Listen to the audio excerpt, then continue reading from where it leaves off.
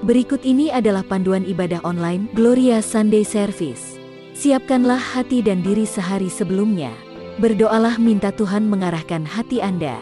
Dan buat reminder jam ibadah di HP Anda.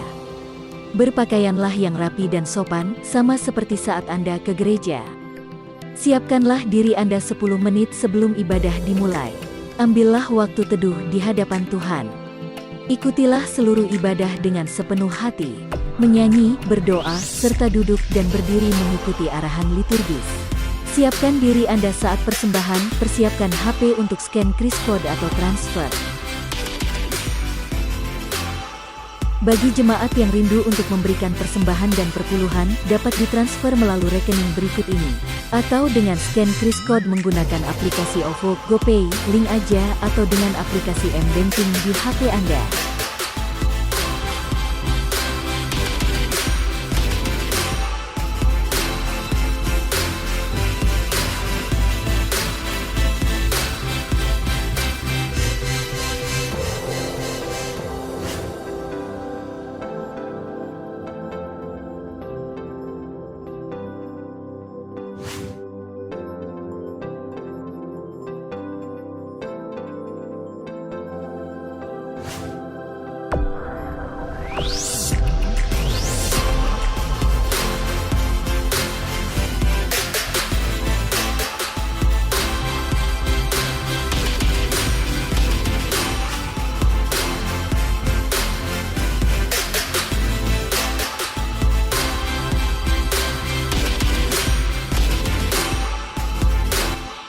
Shalom, Jemaat GKA Gloria yang terkasih dalam Tuhan.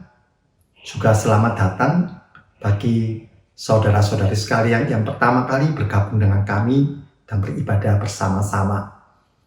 Firman Tuhan pada hari ini akan disampaikan oleh Pendeta Lim Sien Leong. Terima kasih untuk pelayanannya Pendeta Lim Sien Leong. Kiranya Tuhan memberkati. Hari ini kita bisa beribadah bersama-sama kepada Bapa di surga di dalam Yesus Tuhan kita, itu semata-mata karena kasih karunia-Nya. Oleh sebab itu, saya ajak kita sekalian, mari kita siapkan hati kita dengan sungguh-sungguh. Tuhan memberkati.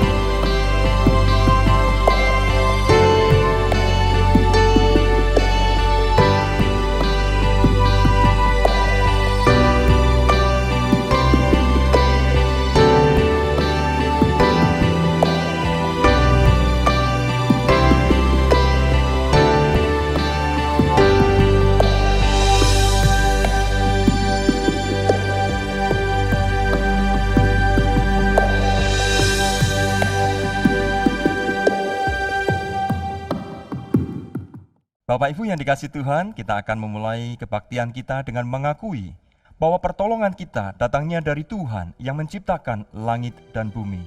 Turunlah atas kita sekalian damai sejahtera dari Allah Tritunggal menyertai dan menolong kita. Amin.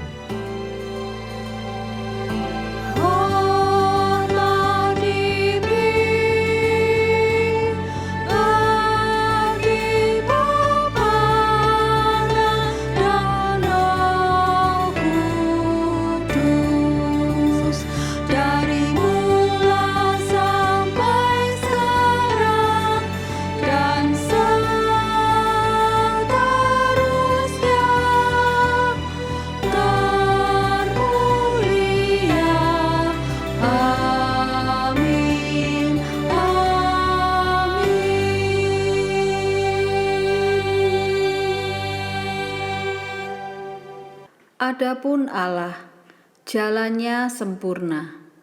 Janji Tuhan adalah murni. Dia menjadi perisai bagi semua orang yang berlindung padanya. Sebab siapakah Allah selain dari Tuhan? Dan siapakah gunung batu kecuali Allah kita? Allah, Dialah yang mengikat pinggangku dengan keperkasaan dan membuat jalanku rata. Yang membuat kakiku seperti kaki rusa dan membuat aku berdiri di bukit. Yang mengajar tanganku berperang, sehingga lenganku dapat melenturkan busur tembaga. Tuhan hidup, terpujilah gunung batuku, dan mulialah Allah penyelamatku. Marilah kita menghampiri tahtanya yang kudus. Muliakanlah Allah kita yang memberi kemenangan bagi kita, membawa pujian dan penyembahan kita. Ku menyembah dalam kudus hadirat-Mu, hampiri tata kasih karunia-Mu Bapa.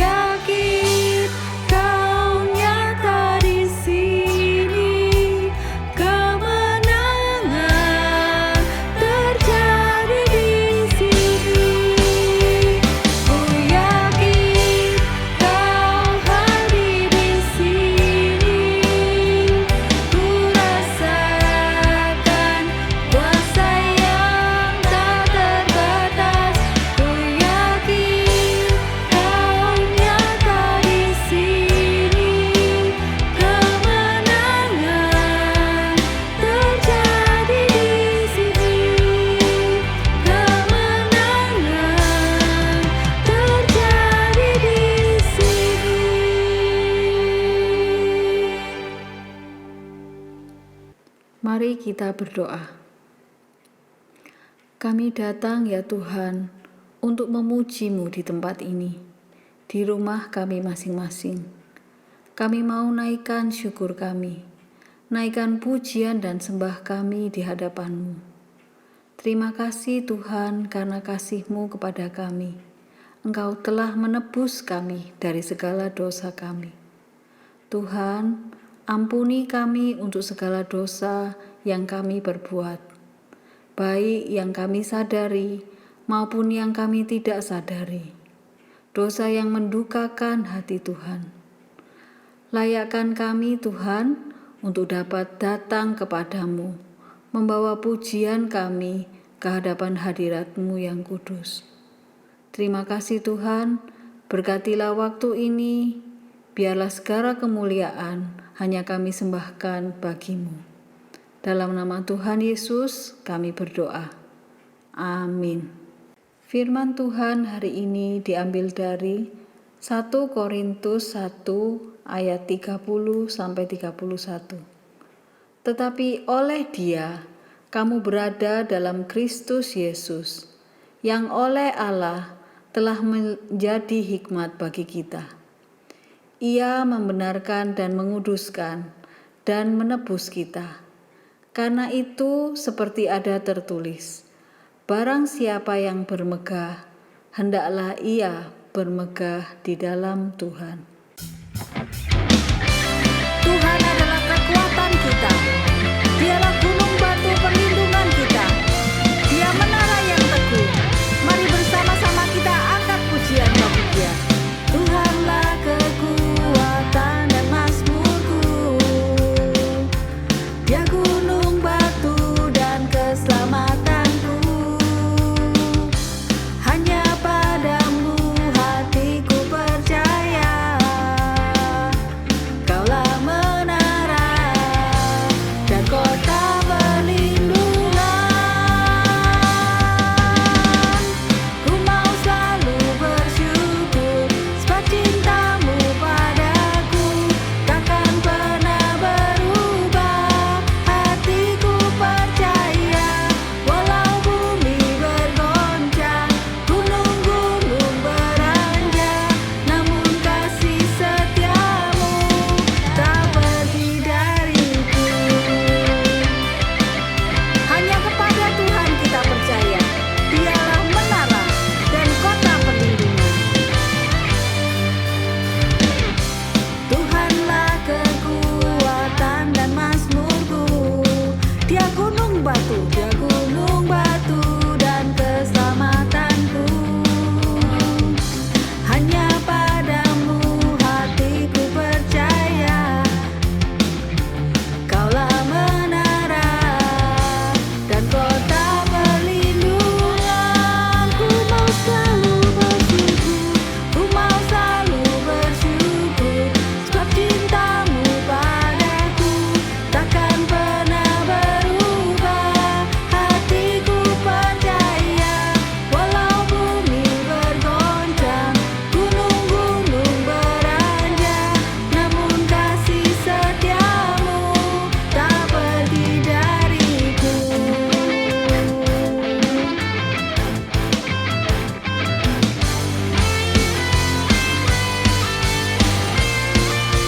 Kasih Allah yang begitu besar kepada kita tidak akan pernah berubah. Walaupun bumi bergoncang, gunung-gunung beranjak, kasih setia Tuhan ada selama-lamanya. Mari bersama-sama kita naikkan syukur kita. Ku mau selalu bersyukur sebab cinta-Mu padaku takkan pernah berubah. Hatiku percaya walau bumi bergoncang, gunung-gunung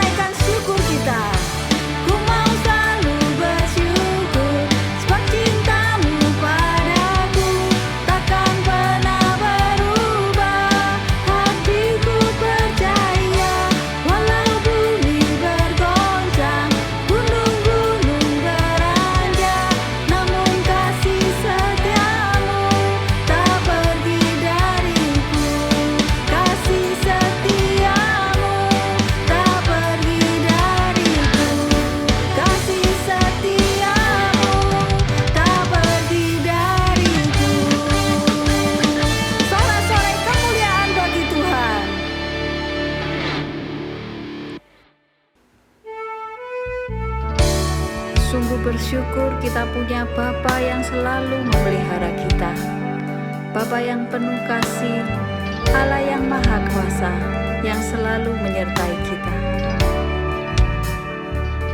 Kepadanya yang aku berharap, di darat atau laut yang gelap, setiap saat ku berharap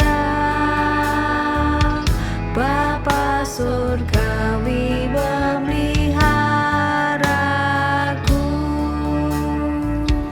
Aku berharap pada Tuhanku, di ngarai atau lautan menderu, ku tak gentar, ya tak ingkar, Bapa surgawi memeliharaku.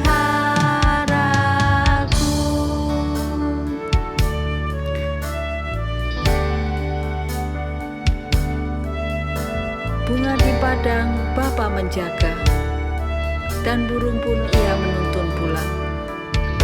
Bunga di padang Bapa menjaga,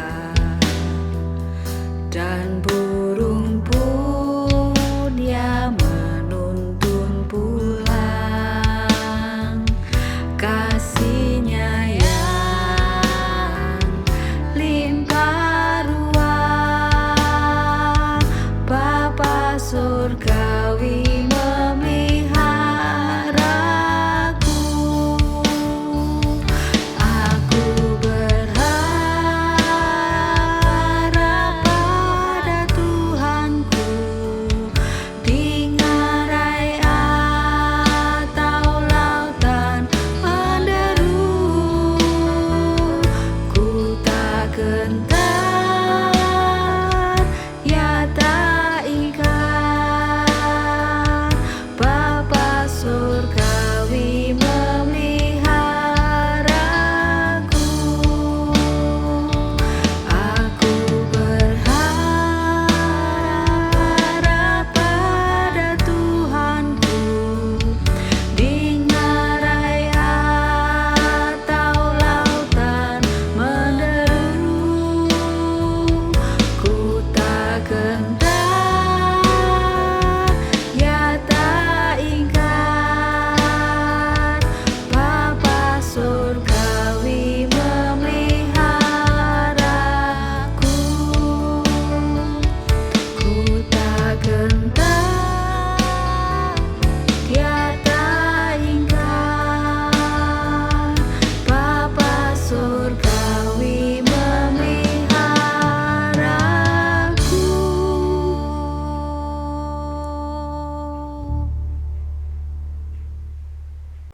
Kita bersama-sama berdoa, menaikkan doa syafaat kita. Terima kasih Tuhan untuk pemeliharaan-Mu pada kami sampai hari ini. Terima kasih untuk penyertaan-Mu dalam hidup kami. Engkau adalah Yehova Rafa, Allah yang sanggup menyembuhkan kami. Engkau adalah Jehovah Jireh, Allah yang sanggup mencukupi semua kebutuhan kami. Saat ini Tuhan, kami membawa seruan doa kami untuk saudara-saudara kami yang lemah tubuh. Kiranya Tuhan pulihkan. Engkau mau pakai tenaga medis yang merawat, sehingga sesuai dengan kehendak-Mu mereka pulih kembali. Saat ini juga kami memohon padamu untuk saudara-saudara kami yang menghadapi masalah, baik masalah perekonomian atau masalah di dalam keluarganya. Tuhan, berikanlah jalan keluar.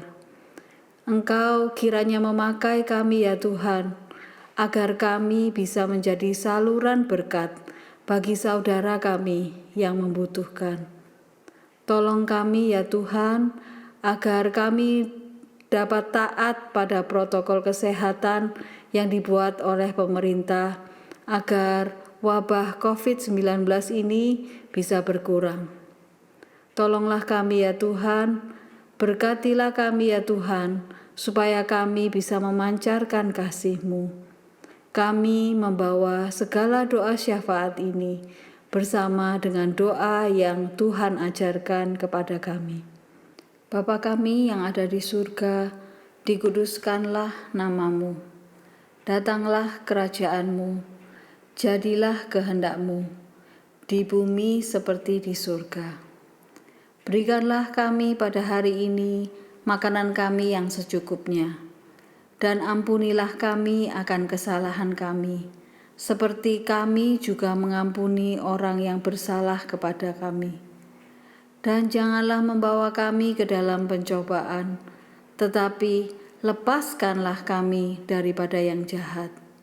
Karena Engkaulah yang empunya kerajaan, dan kuasa, dan kemuliaan, sampai selama-lamanya. Amin. Dengan bangkit berdiri, kita akan mengikrarkan pengakuan iman rasuli yang berbunyi demikian. Aku percaya kepada Allah, Bapa yang Maha Kuasa, Khalik langit dan bumi, dan kepada Yesus Kristus, Anaknya yang tunggal Tuhan kita, yang dikandung dari Roh Kudus, lahir dari anak darah Maria, yang menderita sengsara di bawah pemerintahan Pontius Pilatus, disalibkan, mati dan dikuburkan, turun ke dalam kerajaan maut. Pada hari yang ketiga, bangkit pula dari antara orang mati, naik ke surga, duduk di sebelah kanan Allah, Bapa yang Maha Kuasa. Dan dari sana Ia akan datang untuk menghakimi orang yang hidup dan yang mati.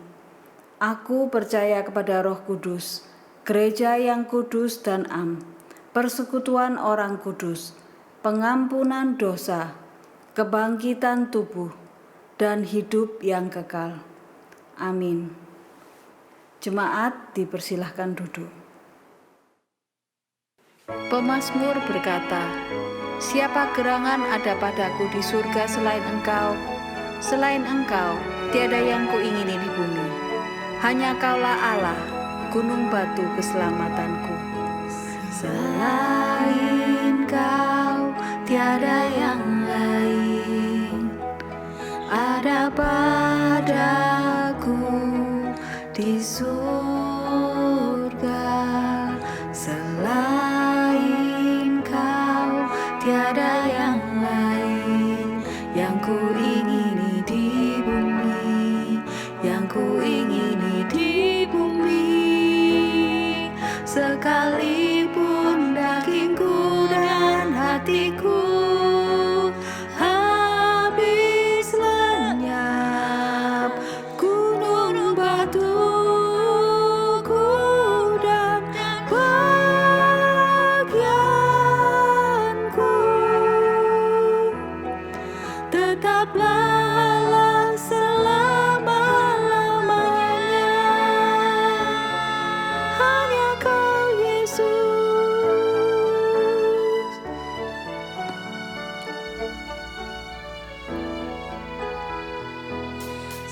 Selain Kau, tiada yang lain ada padaku di surga.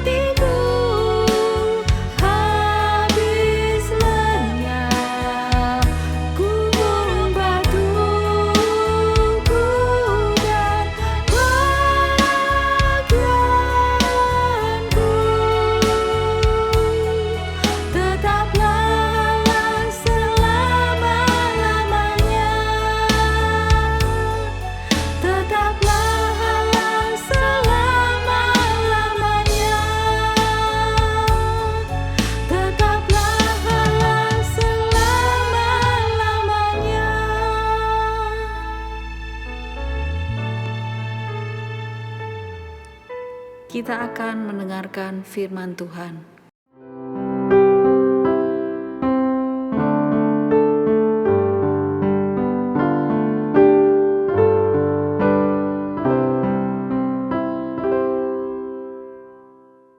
Shalom Bapak Ibu yang dikasihi Tuhan, kita akan merenungkan firman Tuhan. Dan firman Tuhan terambil dari Ibrani pasal yang ke-11 ayat 1-3, ayat 39 sampai yang ke-40. Saya akan membacakan nats ini untuk kita sekalian. Demikian firman Tuhan. Iman adalah dasar dari segala sesuatu yang kita harapkan dan bukti dari segala sesuatu yang tidak kita lihat. Sebab oleh imanlah telah diberikan kesaksian kepada nenek moyang kita. Karena iman kita mengerti bahwa alam semesta telah dijadikan oleh firman Allah, sehingga apa yang kita lihat telah terjadi dari apa yang tidak dapat kita lihat. Ayat yang ke-39 dan 40.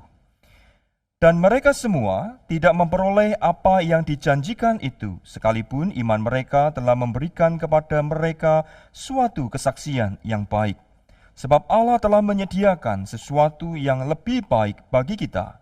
Tanpa kita, mereka tidak dapat sampai kepada kesempurnaan. Nah, sampai di situ pembacaan firman Tuhan. Berbahagialah kita yang mendengar, merenungkan, dan melakukannya dalam hidup kita. Mari kita bersatu di dalam doa, mohon pimpinan dan pertolongan Tuhan. Bapa di surga, kami bersyukur untuk anugerah Tuhan.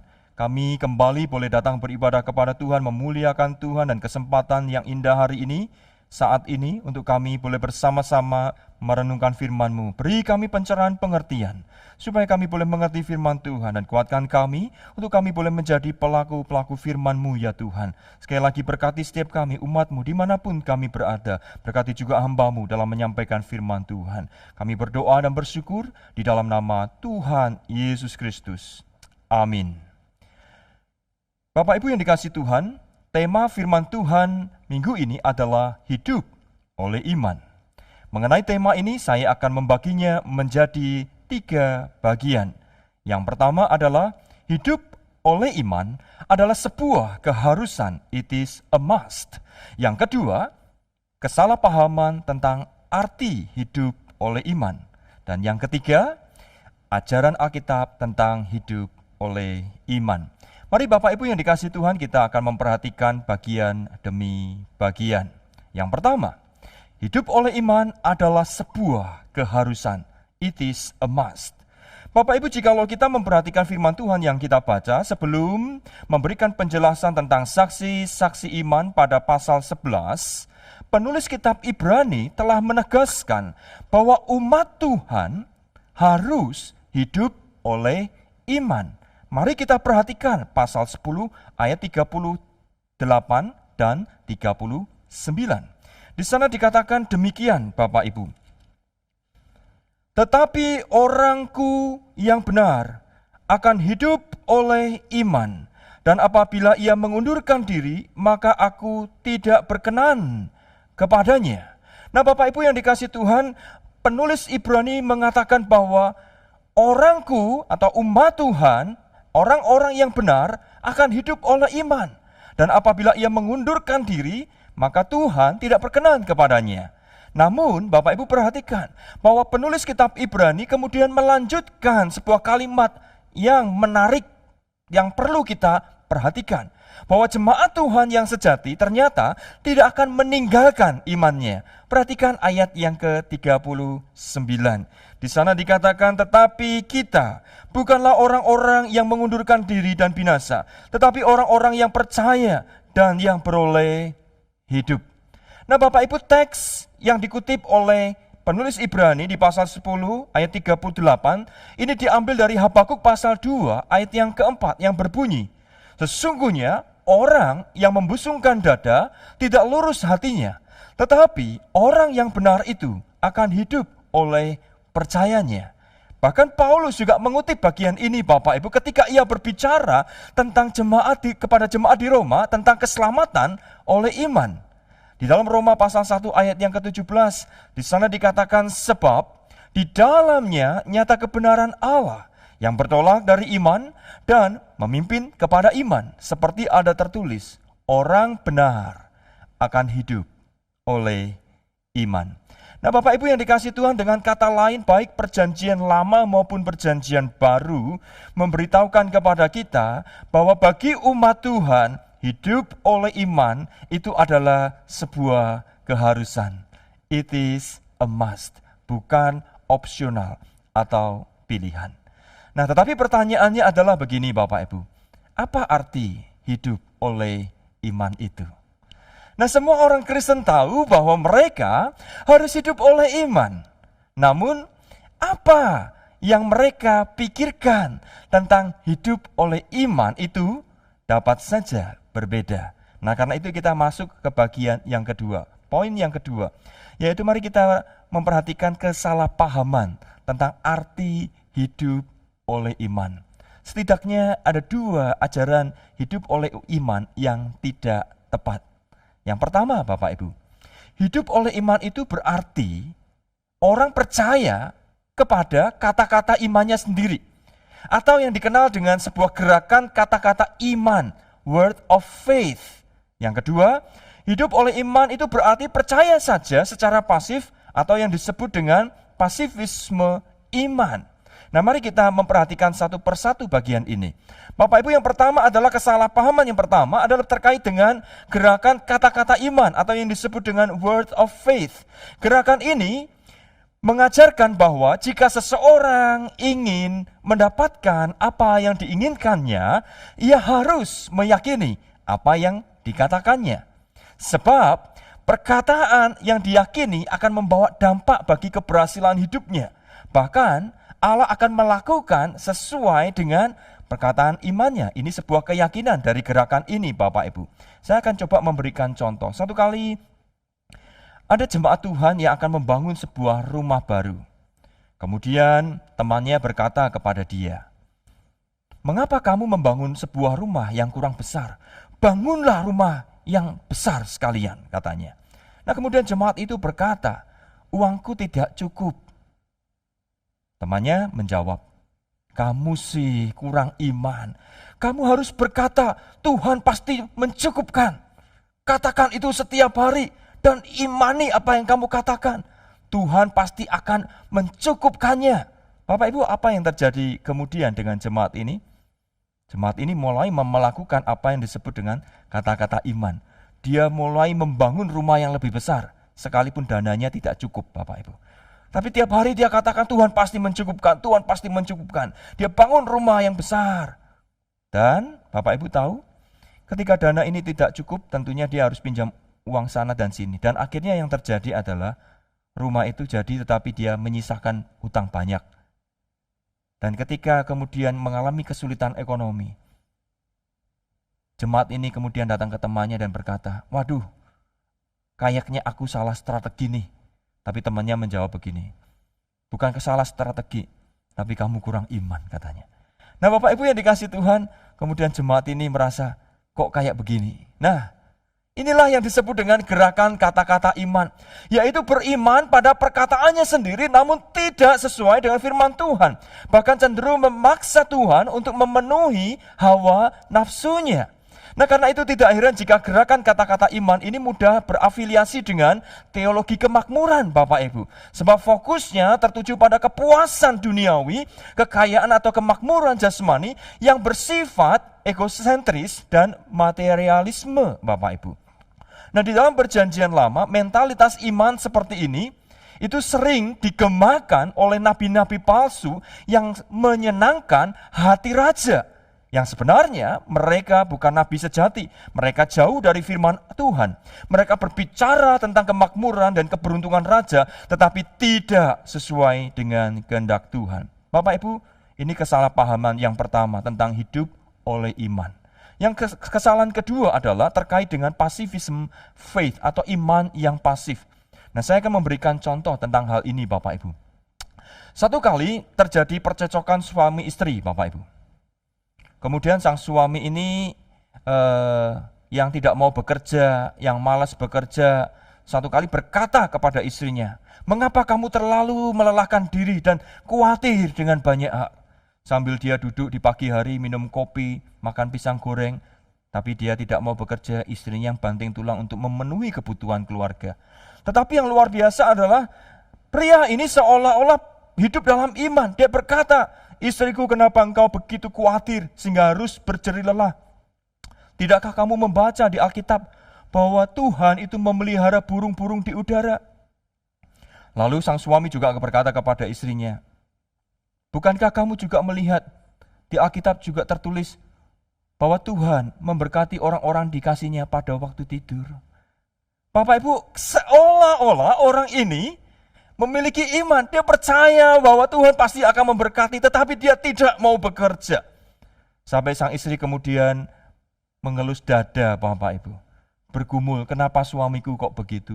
Yang katanya orang beriman, percaya firman Tuhan, percaya berkat Tuhan, tetapi kenapa malas bekerja? Bapak Ibu, ini yang disebut dengan pacifism faith, yaitu mengaku hidup oleh iman, tetapi malas bekerja, atau tidak patuh kepada firman Tuhan. Padahal firman Tuhan berkata, ayo belajar seperti semut rajin. Bapak Ibu, orang ini percaya berkat Tuhan, tetapi malas bekerja. Mentalitas yang seperti ini sesungguhnya telah ditegur oleh Yakobus maupun Paulus di dalam tulisannya. Nah Bapak Ibu yang dikasihi Tuhan, Yakobus berkata, iman tanpa perbuatan adalah mati. Paulus juga berkata, orang yang tidak bekerja jangan diberi makan. Nah, hidup oleh iman tidak membuat orang menjadi malas bekerja atau tidak bertanggung jawab terhadap hidupnya. Iman yang sejati akan bertanggung jawab terhadap hidupnya dan taat pada perintah Tuhan. Nah, Bapak Ibu, itulah dua kesalahpahaman yang sering kali terjadi. Nah, sekarang kita akan masuk ke poin yang ketiga. Apa yang Alkitab ajarkan tentang hidup oleh iman? Nah, saya akan membatasi diri saya pada pembahasan kitab Ibrani pasal 11 ayat 1 sampai 3 dan ayat 39 sampai yang ke-40 saja. Ada 3 hal yang ingin saya sampaikan dalam bagian ini. Yang pertama, Bapak Ibu, hidup oleh iman adalah hidup yang digerakkan oleh percaya dan patuh kepada Allah. Mari kita kembali kepada Ibrani pasal 11 ayat 1 sampai 2. Di sana dikatakan demikian. Iman adalah dasar dari segala sesuatu yang kita harapkan dan bukti dari segala sesuatu yang tidak kita lihat. Sebab oleh imanlah telah diberikan kesaksian kepada nenek moyang kita. Bapak Ibu, sebenarnya Ibrani pasal 11 ayat 1 bukanlah arti iman atau definisi iman, melainkan menjelaskan tentang pentingnya iman, yaitu sebagai dasar dan bukti bagi keselamatan dan kemuliaan yang akan datang yang Allah telah janjikan kepada umatnya. Namun pertanyaannya adalah mengapa penulis Ibrani perlu mencatatkan bagian ini, pasal 11, tokoh-tokoh iman, penjelasan tentang pentingnya hidup oleh iman ini. Nah, jawabannya kembali lagi pada pasal 10 ayat 38-39 yang sudah kita baca, Bapak Ibu. Pada masa itu jemaat Tuhan sedang menghadapi situasi yang sulit.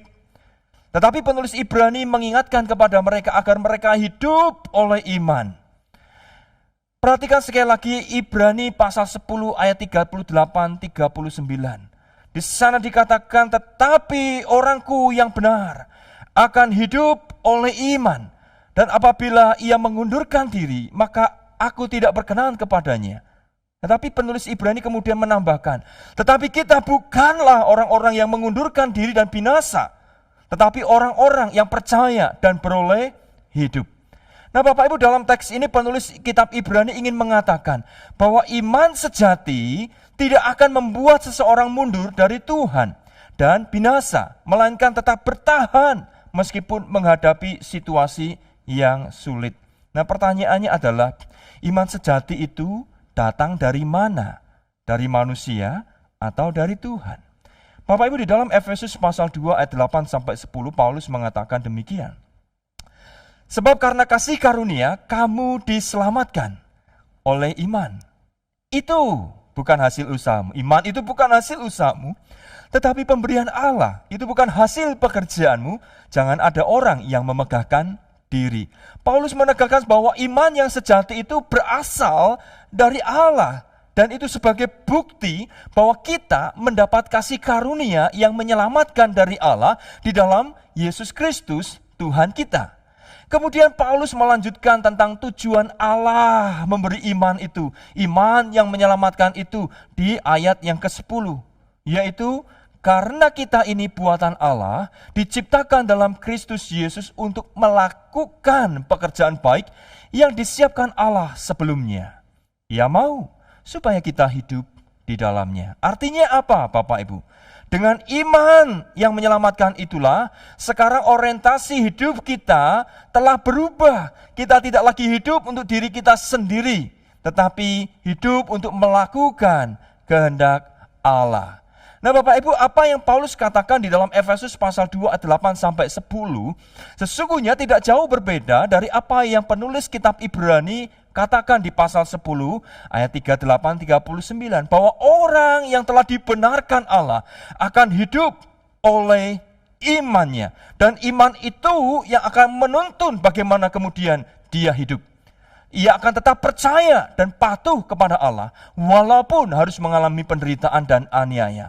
Mereka bukanlah orang-orang yang mundur dari Tuhan dan binasa, melainkan orang-orang yang percaya dan memperoleh hidup. Nah itulah sebabnya Bapak Ibu yang dikasihi Tuhan, penulis kitab Ibrani menegaskan pentingnya iman yang kemudian ditulis, dicatatnya di pasal 11 dengan tujuan agar jemaat tetap hidup dalam iman. Sebab apa? Iman adalah dasar dari segala sesuatu yang kita harapkan, yaitu apa? Keselamatan yang Allah janjikan. Dan bukti dari segala sesuatu yang tidak kita lihat, apa itu? Kemuliaan yang akan datang, kehidupan kekal yang Tuhan akan nyatakan kepada kita. Nah Bapak Ibu yang dikasihi Tuhan, ajaran Alkitab ini jelas tidak sama dengan ajaran gerakan perkataan iman atau word of faith. Alkitab mengajarkan bahwa hidup oleh iman itu adalah hidup yang digerakkan oleh percaya dan taat kepada Allah, bukan untuk memuaskan keinginannya sendiri atau kehidupan duniawi. Orang-orang yang telah dibenarkan oleh Allah memiliki tujuan, yaitu melakukan kehendak Allah dalam hidupnya. Seperti yang Paulus katakan, melakukan pekerjaan baik yang dipersiapkan Allah sebelumnya, Ia mau supaya kita hidup di dalamnya. Bapak Ibu, mari kita tahu, kita lihat bahwa hidup oleh iman itu berarti hidup yang digerakkan oleh percaya dan taat kepada kehendak tujuan Tuhan. Yang kedua, hidup oleh iman adalah hidup yang digerakkan oleh percaya pada hikmat, kuasa, dan kedaulatan Allah dalam mencipta dan mengatur dunia ciptaannya ini. Perhatikan ayat yang ketiga pasal 11 ini. Bapak Ibu yang dikasihi Tuhan, di sana dikatakan, karena iman kita mengerti bahwa alam semesta telah dijadikan oleh firman Allah, sehingga apa yang kita lihat telah terjadi dari apa yang tidak dapat kita lihat. Bapak Ibu perhatikan bagian ini. Apa yang penulis kitab Ibrani harapkan dari teks ini adalah, penulis Ibrani ingin mengatakan bahwa ada banyak hal yang Allah kerjakan dalam dunia ini tidak dapat kita lihat dengan kasat mata, seperti penciptaan dunia ini. Namun kita diajak untuk percaya bahwa Allah itu ada, dan Allah dengan segala hikmat, kuasa, dan kedaulatannya telah menciptakan dunia ini. Artinya apa Bapak Ibu? Jangan meragukan hikmat, kuasa, maupun kedaulatan Allah. Sekalipun kita tidak dapat melihat cara kerja Allah itu seperti apa. Lalu apa hubungannya ini dengan hidup oleh iman? Bapak Ibu yang dikasihi Tuhan, jika kita percaya bahwa Allah itu berhikmat, penuh kuasa, berdaulat atas ciptaannya, maka bukan kita yang memaksa Tuhan untuk melakukan kehendak kita, seperti yang diajarkan gerakan kata-kata iman, melainkan kitalah yang tunduk dan mengikuti kehendaknya. Karena kita diciptakan kembali dalam Kristus dengan sebuah tujuan melakukan kehendak Allah. Sehingga ketika keinginan kita tidak terkabulkan, doa kita kadang tidak dijawab oleh Tuhan, kita tidak kecil hati dan tidak kecewa. Mengapa? Karena kita tahu bahwa kita sedang melakukan kehendak Allah. Itu bukan juga orang yang kurang iman seandainya doanya tidak terjawab. Karena kita sadar, bukan Allah yang mengikuti kehendak kita, tetapi kita percaya Dia penuh hikmat, kuasa, dan kedaulatan. Kita mengikuti Tuhan. Nah Bapak Ibu, misalnya Yusuf di dalam kitab Kejadian, Yusuf tahu benar bahwa Allah telah menyatakan sesuatu yang besar dalam hidupnya. Tetapi realita hidup yang dia jalani ternyata tidak seperti yang dia bayangkan. Dia mengalami banyak kesulitan, difitnah saudaranya sendiri, dijual saudaranya, mengalami fitnahan di tempat orang lain di Mesir dan sebagainya.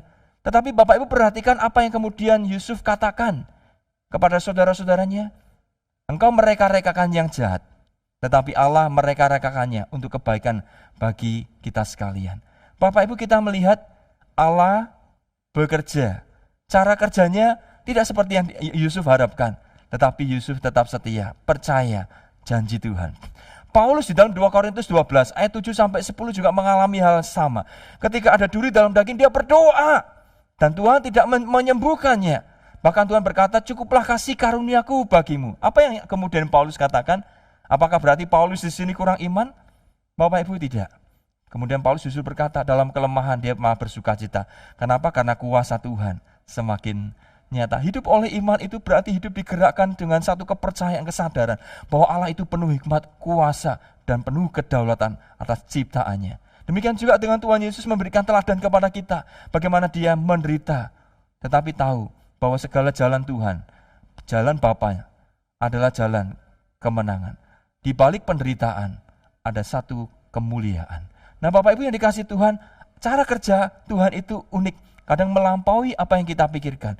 Tetapi disitulah kita diajar untuk kita belajar percaya. Hidup dalam iman bukan berarti kita mengklaim untuk diri kita sendiri. Tuhan harus tunduk dengan iman kita. Tuhan harus mengikuti apa yang kita imani, bukan. Tetapi kita taat kepada Dia, percaya hikmatnya, kuasanya, kedaulatannya. Jadi orang yang hidup oleh iman bukan percaya pada perkataannya sendiri, word of faith, melainkan percaya pada hikmat, kuasa, dan kedaulatan Allah atas hidupnya. Yang terakhir, yang ketiga, hidup oleh iman adalah hidup yang digerakkan oleh perspektif kekekalan, bukan keduniawian. Nah, Bapak Ibu perhatikan ayat 39 dan 40 yang kita baca tadi, Bapak Ibu. Di sana dikatakan, dan mereka semua tidak memperoleh apa yang dijanjikan itu, sekalipun iman mereka telah memberikan kepada mereka suatu kesaksian yang baik. Sebab Allah telah menyediakan sesuatu yang lebih baik bagi kita. Tanpa kita mereka tidak dapat sampai kepada kesempurnaan. Bapak Ibu, melalui teks ini penulis kitab Ibrani ingin menegaskan bahwa fokus hidup orang benar bukan terletak pada dunia ini, melainkan pada kekekalan, Bapak Ibu. Seperti yang Paulus katakan, carilah perkara-perkara yang di atas di mana Kristus ada. Bapak Ibu, inilah yang menjadi poin penting, bahwa kehidupan orang yang beriman bukan menjadi duniawi, tetapi melihat segala sesuatu dalam dunia ini dari perspektif kekekalan. Sehingga ketika jemaat memiliki kekayaan dan kedudukan duniawi, mereka tidak terjerat olehnya, melainkan memandangnya sebagai kesempatan untuk melakukan kebaikan yang Tuhan mau secara efektif. Perhatikan peran Ishak, peran Yakub, peran Yusuf di dalam ayat 20 dan 23. Mereka memberkati, Tuhan pakai mereka efektif di dalam panggilan mereka. Mengapa? Karena mereka memikirkan sesuatu yang jauh lebih besar dari sekedar harta duniawi. Nah, Bapak Ibu, sebaliknya, jika mereka mengalami penderitaan, orang-orang benar mengalami kesulitan, penderitaan, aniaya, mereka menjadi tidak kehilangan pengharapan. Sebab apa? Mereka telah memiliki kehidupan yang jauh lebih indah daripada kehidupan yang ada di dunia ini, yaitu kehidupan kekal. Nah, itulah sebabnya Bapak Ibu, yang disebut dengan hidup oleh iman adalah hidup yang digerakkan oleh perspektif kekekalan, bukan keduniawian. Saya akan tutup bagian ini dengan satu cerita tentang Tony Snow, Bapak Ibu. Dia adalah seorang anak Tuhan yang setia kepada Tuhan. Hidupnya sungguh-sungguh melakukan firman Tuhan, tetapi satu kali dia didiagnosa sakit kanker. Di tengah sakit kankernya itu, Bapak Ibu, dia bergumul, mengapa harus dia? Mengapa saya yang setia harus sakit? Wajar, Bapak Ibu, di tengah segala tantangan, orang benar kadang juga mengalami tekanan, depresi dengan situasi yang dihadapi. Lalu dia bergumul, berdoa, mohon kemurahan Tuhan. Dan Tuhan nampaknya memberi dia kesempatan. Dia dinyatakan sembuh dari kansernya. Tetapi Bapak Ibu, 10 tahun berikutnya, ia mengalami kanser itu kembali. Kanser itu kambuh.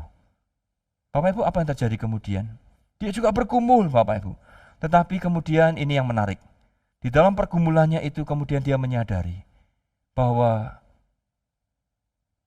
kanser itu bukan sesuatu yang buruk bagi dia. Mengapa dia bisa berkata demikian? Di tengah satu himpitan yang sulit hari itu, yang divonis oleh dokter usianya tidak panjang, tapi dia justru berkata, kanser ini berkat bagiku. Kenapa, Bapak Ibu? Karena hari itu dia mulai menyadari bagaimana memandang kehidupan yang sementara ini dari perspektif kekekalan. Di dalam perenungannya itu, kemudian Tony Snow berkata begini, jika Tuhan tidak memberi aku hari esok, Tuhan akan memberi aku kekekalan. Bapak Ibu, hari esok itu penuh dengan pergumulan dan penderitaan. Tetapi dia tidak kecewa, dia tidak putus asa, tapi justru bersyukur. Mengapa? Karena dia sudah memiliki pengharapan. Inilah yang mau disampaikan oleh penulis kitab Ibrani. Ketika jemaat Tuhan mengalami kesulitan, bahwa orang yang benar itu akan hidup oleh iman. Dan iman yang sejati itu tidak akan membawa seseorang itu mundur dari Tuhan. Tetapi dia akan melihat perspektif kekekalan. Dan Tony Snow katakan, jikalau Tuhan tidak memberi aku hari esok, Tuhan memberi aku kekekalan. Bapak Ibu yang dikasihi Tuhan, hari ini kita hidup di zaman yang tidak mudah, situasi yang tidak mudah. Tetapi mari kita mau hidup oleh iman. Hidup oleh iman adalah hidup yang digerakkan oleh ketaatan, percaya kepada Tuhan. Hidup oleh iman adalah hidup yang digerakkan oleh percaya akan hikmat, kuasa, dan kedaulatan Allah. Hidup oleh iman adalah hidup yang digerakkan dari perspektif kekekalan, bukan keduniawian. Bapak Ibu, Tuhan sudah melakukan yang terbaik. Dia Tuhan yang setia. Dia sudah menyelamatkan kita. Dia akan menuntun kita sampai pada akhirnya. Mari kita belajar setia. Mari kita hidup oleh iman. Dan kita tidak undur dari Tuhan. Sebab kita tahu Tuhan itu setia. Mari kita hidup dalam iman. Dan iman itu adalah, di sana dikatakan apa? Pasal 11 ayat 1. Iman adalah dasar dari segala sesuatu yang kita harapkan. Segala janji Tuhan, pengharapannya akan datang. Dan bukti dari segala sesuatu yang tidak kita lihat. Hari ini kita belum melihat segala pengharapan itu. Tetapi dengan iman itulah kita menjalani hidup ini. Dan kita akan memiliki kemenangan demi kemenangan mengatasi persoalan kita. Kiranya Tuhan menolong kita mengerti firman-Nya. Amin. Mari kita satu di dalam doa. Bapa di surga, di tengah segala tantangan hidup hari ini, kadangkala kami mengalami ketegangan, tension. Di satu sisi kami bergumul memohon kepada Tuhan, tetapi kami merasakan mengapa Tuhan tidak menjawab pergumulan kami, tidak menjawab seperti apa yang kami mau. Ternyata ketika kami kembali kepada firman-Mu ya Tuhan, iman itu bukan untuk mengatur Engkau, tapi iman itu untuk membuat kami menyadari, percaya akan sepenuhnya kepada Tuhan. Tuhan yang sudah menyelamatkan, Tuhan yang terus berkarya, bekerja dengan hikmat, kuasa, dan kedaulatannya menuntun kami. Karena itu Tuhan, biarlah kami terus berserah kepada Tuhan. Mungkin kami boleh memohon sesuatu, kami boleh berseru kepada Tuhan, membutuhkan sesuatu, berdoa. Tetapi ketika Tuhan tidak menjawab, bahkan ketika Tuhan menjawab melalui itu tidak membuat kami kemudian sombong, tetapi membuat kami rendah hati dan menyadari kebergantungan kami kepada Tuhan. Tuhan, di tengah situasi hidup yang tidak mudah hari ini, tolong kami umat-Mu ya Tuhan, untuk kami boleh hidup oleh iman, karena ini bukanlah sebuah pilihan, tetapi sebuah keharusan. Tuhan berkati kami, tambahkan iman bagi kami, untuk kami boleh terus kuat, percaya berjalan bersama Tuhan. Berkati setiap jemaat-Mu di mana mereka berada. Di dalam nama Tuhan Yesus kami berdoa. Amin.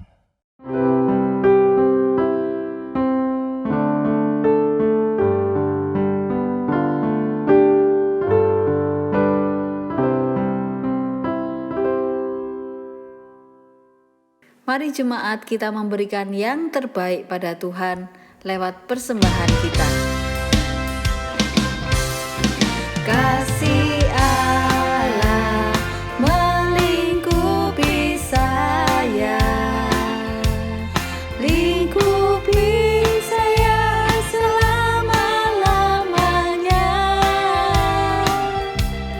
Karena kasih-Nya ku tak takut jua, sebab Allah selalu sanggup tolong saya.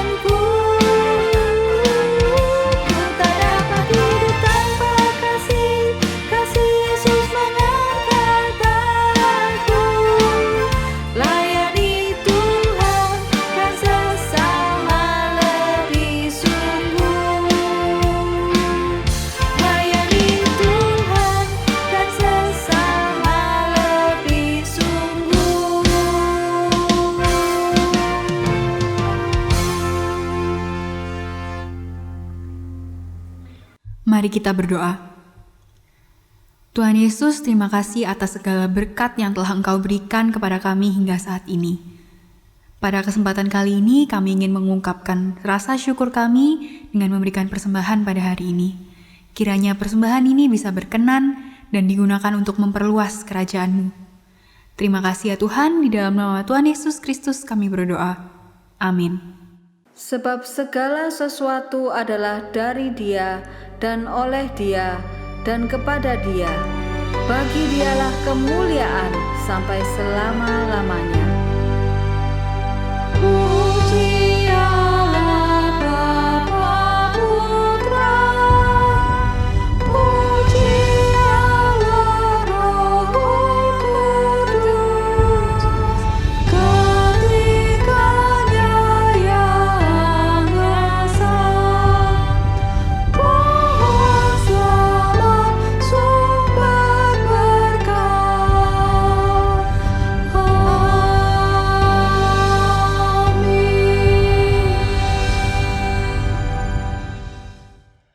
Bapak Ibu yang dikasihi Tuhan, kita akan mengakhiri ibadah kita hari ini. Mari kita mengarahkan hati dan pikiran kita kepada Tuhan untuk kita menerima berkat darinya.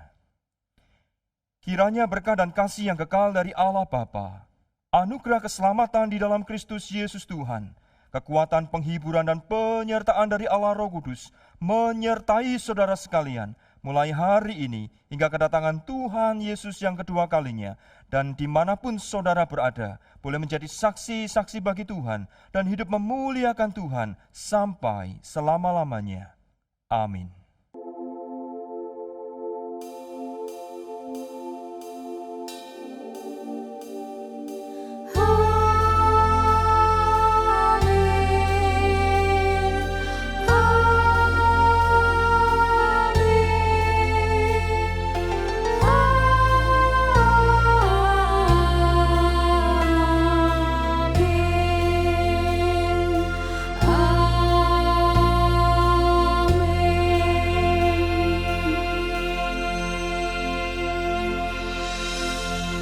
Kebaktian kita sampai di sini.